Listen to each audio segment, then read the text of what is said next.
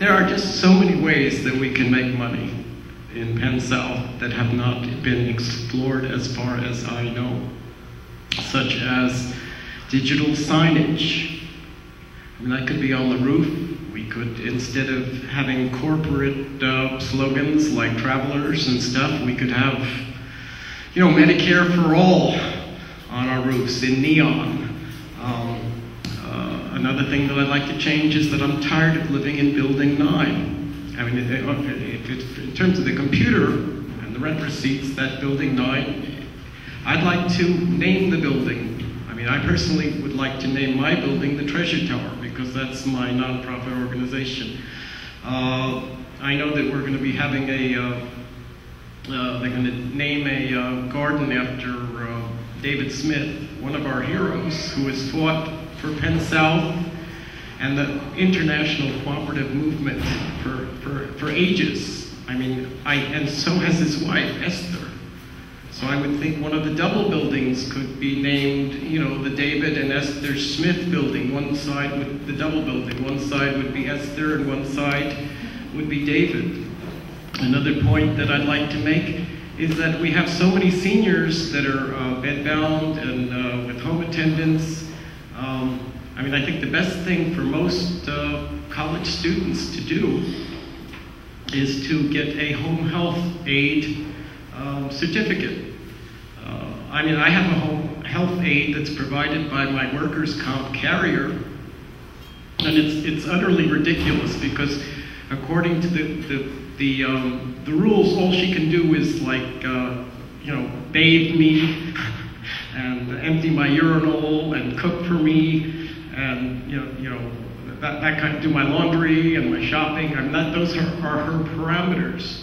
Now, when we're dealing with something like Penn South Social Services, and we were a real pioneer.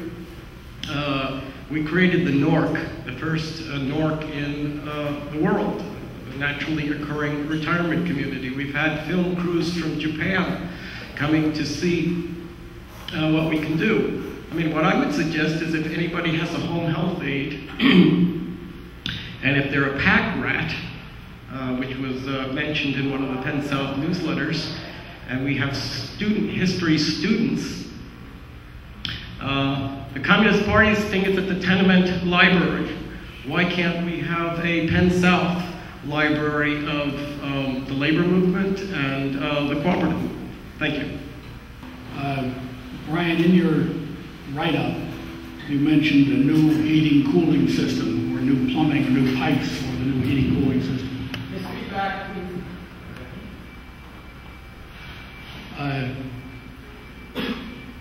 Will the intent being to eliminate the need for air conditioners?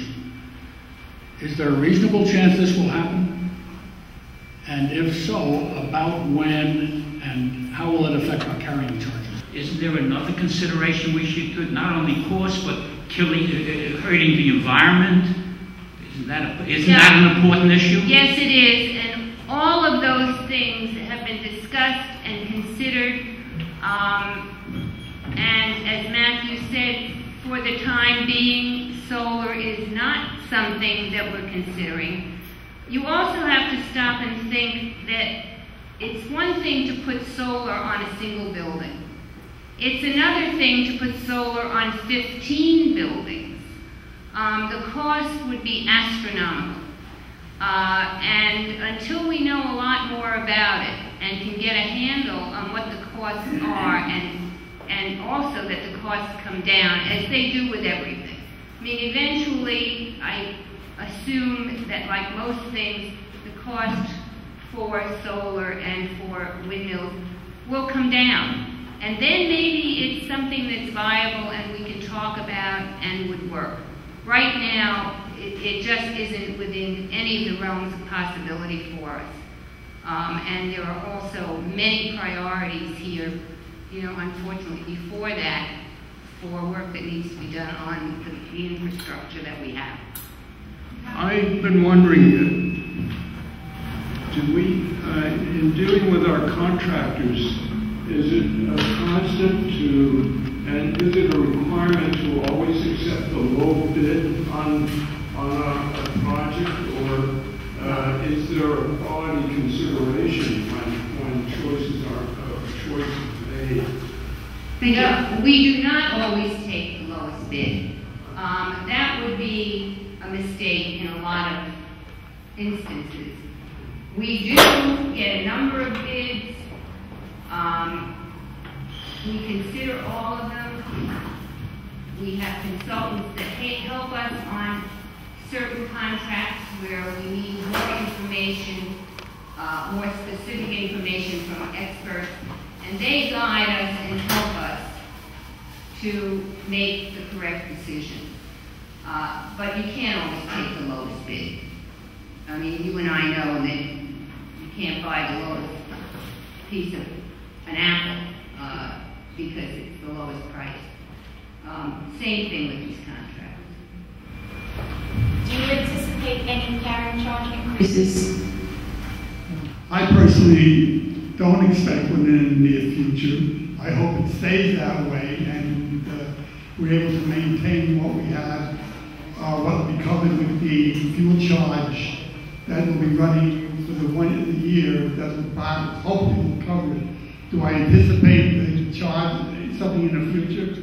Yes, is my answer. I think we have to realize that our building